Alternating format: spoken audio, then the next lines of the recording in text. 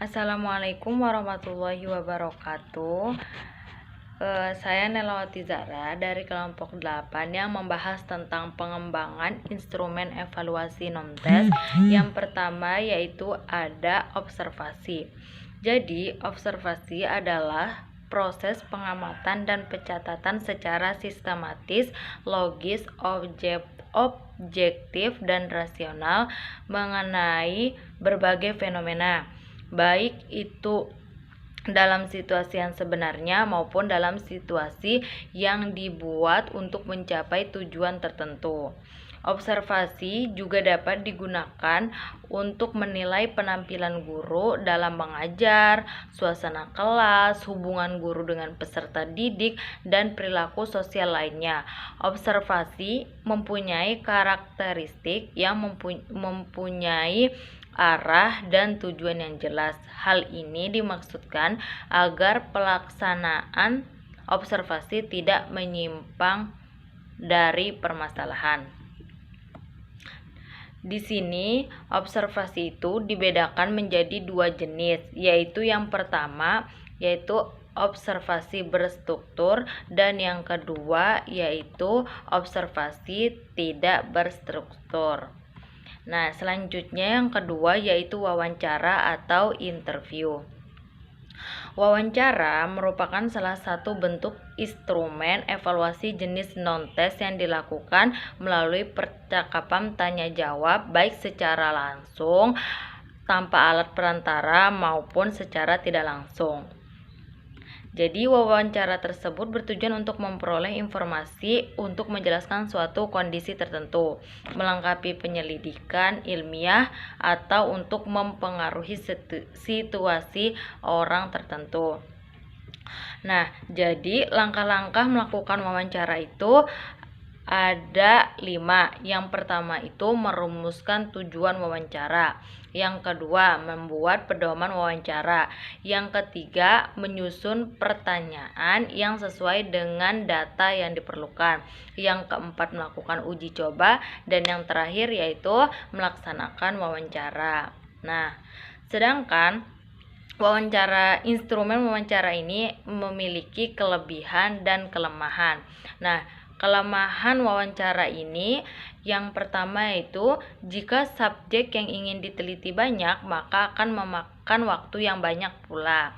Nah, yang kedua, terkadang wawancara itu berlangsung secara berlarut-larut tanpa arah, tidak jelas. Yang ketiga, adanya sikap kurang baik dari responden maupun penanya. Itu tadi kelemahan dari instrumen wawancara. Berikutnya, kelebihan dari instrumen wawancara ini adalah yang pertama, dapat memperoleh informasi secara langsung sehingga objektivitas dapat diketahui. Yang kedua, dapat memperbaiki proses dan hasil belajar. Dan yang terakhir yaitu pelaksanaannya lebih fleksibel, dinamis, dan personal. Itu tadi pembahasan dari saya. Selanjutnya akan dilanjutkan oleh teman saya, Rahma Sugihartini. Terima kasih. Assalamualaikum warahmatullahi wabarakatuh. Nama Rahma Sugihartini, NIM 1801010924. Baiklah, di sini saya akan menjelaskan tentang skala sikap fikih di MTS dan MA. Skala sikap adalah suatu untuk menilai sikap seseorang terhadap objek tertentu. Dapat dilakukan dengan melihat respon yang teramati dalam menghadapi objek yang bersangkutan. Kemudian ada beberapa bentuk skala sikap, diantaranya yaitu skala Likert, skala Truston, skala Goodman, dan semantik differential. Yang pertama yaitu skala Likert. Prinsip pokok skala Likert adalah menentukan lokasi kedudukan seseorang dalam suatu kontinum sikap terhadap objek sikap, mulai dari sangat negatif sampai dengan sangat positif. Penentuan lokasi itu dilakukan dengan mengkuantifikasi pernyataan seseorang terhadap butir pernyataan yang disediakan. Kemudian yang selanjutnya yaitu skala Truston. Skala Truston merupakan skala mirip descriptive graph rating scale karena merupakan suatu instrumen yang responnya dengan memberikan tanda tertentu pada suatu kontinum. Bedanya, descriptive graph rating menggunakan skala terdiri dari 5 tingkatan, sedangkan skala Truston, jumlah skala yang digunakan berkisar antara 7 sampai 11. Kemudian yang ketiga yaitu skala Goodman. Skala ini berupa sederetan pernyataan opini tentang sesuatu objek secara berurutan. Responden diminta untuk menyatakan pendapat tentang pernyataan itu, setuju atau tidak setuju. Bila ia setuju dengan pernyataan pada nomor urut tertentu, maka diasumsikan juga setuju dengan pernyataan sebelumnya dan tidak setuju dengan pernyataan sesudahnya. Misalnya, bila respon setuju dengan pertanyaan nomor 3, maka dianggap setuju dengan pernyataan nomor 1 dan 2, serta tidak setuju dengan pernyataan nomor 4. Selanjutnya yaitu thematic differential. Instrumen yang disusun oleh OSGOOD dan kawan-kawan ini mengukur konsep-konsep untuk 3 dimensi. Dimensi-dimensi yang ada diukur dimensi-dimensi yang ada diukur dalam kategori menyenangkan atau membosankan, sulit atau mudah, baik atau tidak baik, kuat atau lemah, berguna atau tidak berguna, dan sebagainya. Selanjutnya yaitu angket fikih di MTS atau MA. Angket atau kuesioner merupakan alat pengumpul data melalui komunikasi tidak langsung, yaitu melalui tulisan. Angket ini berisi daftar pertanyaan yang bertujuan untuk mengumpulkan keterangan tentang berbagai hal yang berkaitan dengan responden. Beberapa bentuk untuk menyusun angket yaitu yang pertama yaitu menggunakan kata-kata yang tidak mempunyai arti lengkap. Kemudian yang kedua yaitu susunan kalimat harus sederhana tapi jelas. Kemudian yang ketiga, hindari kata-kata yang sulit dipahami. Kemudian yang keempat, pertanyaan jangan bersifat memaksa untuk dijawab. Kemudian yang kelima, hindari kata-kata yang negatif dan menyinggung perasaan responden. Itu. Kemudian ada beberapa macam-macam kuesioner dapat ditunjukkan dari beberapa segi. Yang pertama yaitu ditinjau dari segi siapa yang menjawab. Dari segi siapa menjawab, di sini ada kuesioner langsung. Kuesioner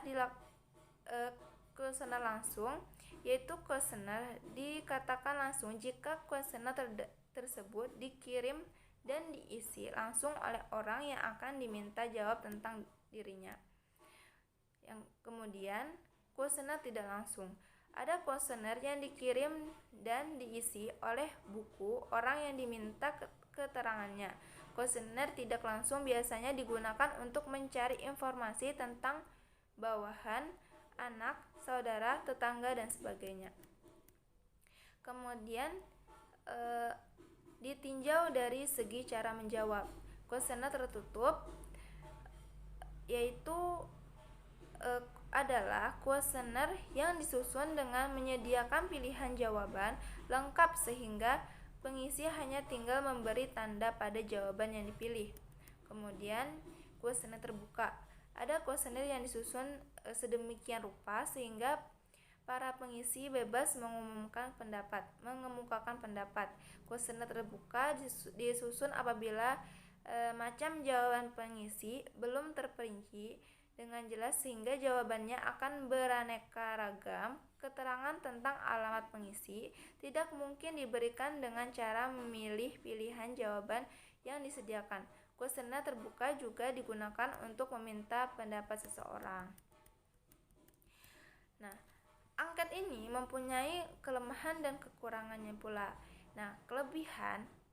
Kelebihan angket ini yaitu dengan Yang pertama yaitu dengan angket kita dapat memperoleh data dari jumlah anak yang banyak hanya membutuhkan waktu yang singkat. Kemudian setiap anak dapat memperoleh sejumlah pertanyaan yang sama. Kemudian dengan angket pengaruh subjek dari guru dapat dihindarkan. Kemudian kelemahan dari angket tersebut yaitu pertanyaan yang diberikan melalui angket adalah terbatas, sehingga apabila ada hal-hal yang kurang jelas maka sulit untuk diterangkan kembali. Kemudian kadang-kadang pertanyaan yang diberikan tidak dijawab oleh semua anak, atau mending dijawab tetapi tidak sesuai dengan kenyataan yang sebenarnya, karena anak merasa bebas menjawab dan tidak diawasi secara mendetail. Mungkin itu saja dari saya. Wassalamualaikum warahmatullahi wabarakatuh. Baiklah, nama saya Muhammad Muzakir. Selanjutnya, saya akan menjelaskan tentang sosiometri. Sosiometri adalah alat untuk meneliti struktur sosial dari suatu kelompok individu dengan dasar penelaahan terhadap relasi sosial dan status sosial dari masing-masing anggota kelompok yang bersangkutan. Sedangkan menurut Bima Walgiti, sosiometri adalah alat untuk dapat melihat bagaimana hubungan sosial antara hubungan berteman. Sosiometri merupakan suatu metode untuk memperoleh data tentang hubungan sosial dalam suatu kelompok yang berukuran kecil sampai sedang, yaitu sekitar 10 sampai 50 orang. Jadi, sosiometri adalah suatu teknik untuk mengumpulkan data tentang hubungan sosial seorang individu dengan individu yang lain, struktur hubungan individu, dan arah sosialnya dalam suatu kelompok. Dengan mempelajari data sosiometri, seorang guru atau seorang konselor dapat memperbaiki struktur hubungan sosial dengan para siswa di kelasnya, memperbaiki penyesuaian hubungan sosial secara individual, yaitu secara langsung dengan muridnya, dan seorang guru itu atau seorang konselor juga dapat mempelajari akibat-akibat praktik-praktik sekolah terhadap hubungan sosial di kalangan siswa dan mempelajari mutu kepemimpinan dalam situasi yang bermacam-macam dan menemukan norma-norma pergaulan antar siswa yang diinginkan dalam kelompok atau kelas yang bersangkutan, dan juga untuk mempermudah seorang guru itu untuk dalam pembagian tugas kelompok. Selanjutnya, sosiometri dibedakan menjadi 3 tipe. Yang pertama adalah sosiometri tipe nominatif, yaitu dalam tipe ini setiap individu dalam kelompok ditanyai siapa-siapa kawan yang disenangi atau kawan-kawan yang tidak disenangi untuk diajak melakukan suatu aktivitas tertentu. Siapakah kawannya dalam suatu pola hubungan tertentu. Contohnya, dengan siapa Anda ingin duduk satu bangku, atau dengan siapa Anda tidak ingin duduk satu bangku. Yang kedua ada sosiometri dengan tipe skala bertingkat. Berbeda dari yang pertama, dalam tipe ini disediakan jumlah statement yang disusun secara bertingkat. Contohnya, saya sangat menyenangi teman ini. Saya sangat senang bersama-sama dengan teman ini kemanapun saya pergi. Kalau saya mempunyai problem, kepadanya lah saya meminta bantuan. Sebaliknya, saya pun senantiasa siap membantunya. Teman tersebut adalah yang ketiga, ada sosiometri tipe siapa dia. Dalam tipe ini disediakan sejumlah statement tentang sifat-sifat individu.